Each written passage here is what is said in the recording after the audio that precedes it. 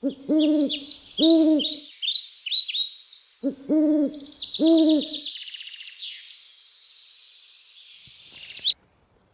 welcome back to We Be Kids. I've just been out on a walk this morning and I stumbled across this beautiful tree that's here behind me, and I thought what a wonderful place this would be to tell you a story. I was carrying my backpack, and in my backpack I was carrying this book as well. Now, this book is called A World Full of Animal Stories, 50 folk tales and legends from across the world, and it's written by Angela McAllister. It's a beautiful book. It's got some really lovely stories in it, and you're probably going to hear me tell a few of these stories in the coming weeks. This story that I'm going to tell you today from this book is a story from Denmark, and it's called The Nightingale. And the nightingale is a bird, and it is known particularly for its beautiful call. So even though this is a story from Denmark, it is set in China. And in this story, there is a great emperor. And the emperor in this story has absolutely everything that he could possibly wish for. He has loving friends. He has a huge temple. Around his temple were beautiful gardens, and in the gardens were all kinds of flowers from all over the world, which created this carpet of beautiful colours. At the bottom of his garden, he had his own woodland where he would walk day and in the evenings. And the woodland went down to a beautiful white sand beach with blue sea, and the fishing boats would pass by. This emperor was so content, he thought there was nothing else in the whole world that he could wish for. But then one day, a small fishing boat was sailing by the woodland, and the fisherman in the boat heard the most beautiful song coming from the woodland. It was the song of the nightingale, and this song touched the fisherman's heart. The fisherman returned home, and that night he wrote the most beautiful poem of the nightingale, and he spoke about the nightingale's song and how it nearly brought him to tears. Now, this poem was circulated around, and people began to talk about the nightingale. And one day, the poem was delivered to the emperor. And the emperor read about this beautiful bird with a song so sweet. And he called his guards. He said, "In my woodland, there is the nightingale. I have never heard it sing. I must hear it." And his guards took him down into the woodland, and they searched far and wide through the forest, but they never heard the nightingale sing. Then one day, one of the maids came to the emperor and said, "I have seen the nightingale. I know where it is." And the emperor said, "Then you must visit the nightingale, and you must tell the nightingale to come here and sing for me." So the maid went down into the forest. She found the nightingale perched up on a beech tree. And she said, "Nightingale, with such a sweet song, the emperor would like you to sing. You must come up to the emperor's palace." And the nightingale said, "But my song is its sweetest when it's heard in the trees." But the maid said, "The emperor insists you must come." So the nightingale flew back to the temple.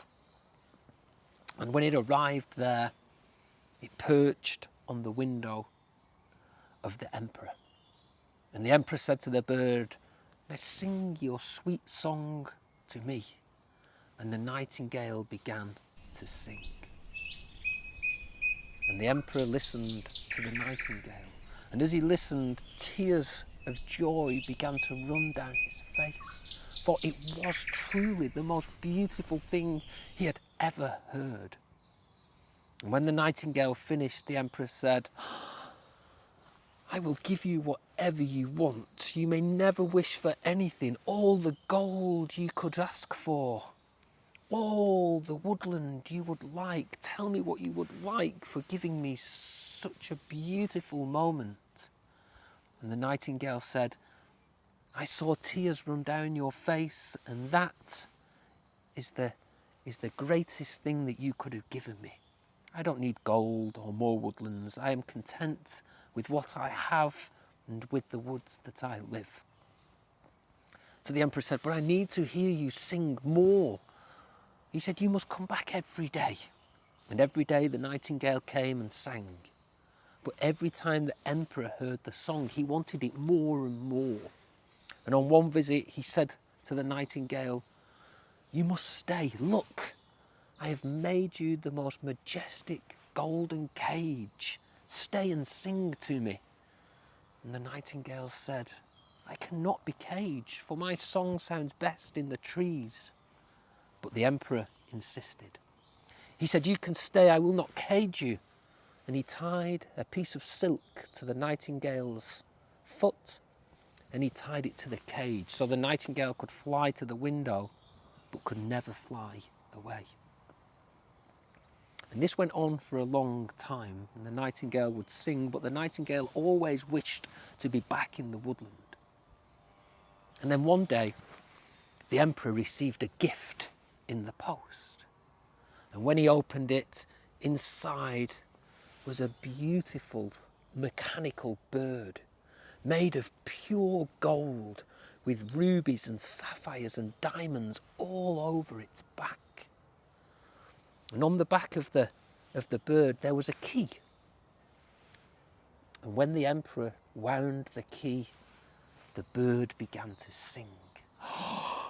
The emperor said, this song is so beautiful, it rivals that of the nightingale. When I put them together, this will be a song like no other. So he took the beautiful mechanical bird and he put it by the nightingale's cage. And he wound the key and together they sang. But it didn't sound beautiful. The tone was off. The tune just didn't match. Said the emperor, for the mechanical bird sings more beautiful than the nightingale. Be gone, nightingale, you are not needed anymore. And he released the silk and the nightingale flew away and was not to be seen again. And every day, the emperor woke in the morning and he wound the key and the mechanical bird sang this wonderful tune. And he wound the key more and more and more to the point where he was winding it all day and the mechanical bird would sing all day. He said the mechanical bird is greater than that of the nightingale. It never has to rest its voice. It never asks to leave and go to the forest. And its sapphires and rubies and diamonds are more beautiful than that plain brown coat plumage of the nightingale. For this is the greatest bird. And he wound again. And he wound it so much that he memorised the sound of the bird, and together they would sing, looking out across his wonderful lands. But one morning the emperor woke and he began to wind the key. But as he wound the key, he heard a popping sound. And the bird didn't sing. He called for his clockmaker. He said, you must make this bird sing. And the clockmaker took it apart and he looked at all of its wheels and all of its cogs, and he fixed it best he could. But he said to the emperor, Emperor, this mechanical bird is worn. Some of its parts are so worn out that it will only sing once a day. So the emperor wound and the mechanical bird sang. But the emperor wasn't happy with once a day. And a deep sadness came over him, for he missed the sounds of the birds. And that sadness turned into an illness. And the emperor fell into a deep illness. People thought that he wouldn't recover. All of his palace was covered with blankets so that nobody would disturb him, and he was lay and left in bed to rest. And one night he was lay in bed and he woke to a deep pressure on his chest, and when he opened his eyes, there sat on his chest was death. And around death were all different faces. Happy faces of his good times, sad and angry faces of his bad times. He knew that this was the moment that he would join death. If he could only hear the birds sing one last time. But he tried to lift his arms to wind the mechanical bird, but he could not, for he was too weak. He closed his eyes, and with fear, he was about to give himself to death, when from his window he heard a sound. It was the sound of the nightingale. The nightingale had returned in his hour of need, and the nightingale sang a beautiful song of long white climbing roses in the graveyard. And that song was the song to death. And death lamented about his place in the graveyard with the roses and disappeared out of the window, leaving the emperor there in his bed. And with the sound of the nightingale, the emperor's spirits began to rise again. Oh, he said to the nightingale, "For I locked you away and you returned to me in my hour of need. How can I repay you?" And the nightingale said, "Just let me be free." And the emperor agreed. He said, "For that I shall let you be free." And the nightingale said, "If you let me be free, I will fly the whole of your lands, and I will bring back to you both songs of goodness and happiness and songs of bad times and stress. And with those songs, you will be the wisest of all emperors and make decisions for the people of your lands that make them love you."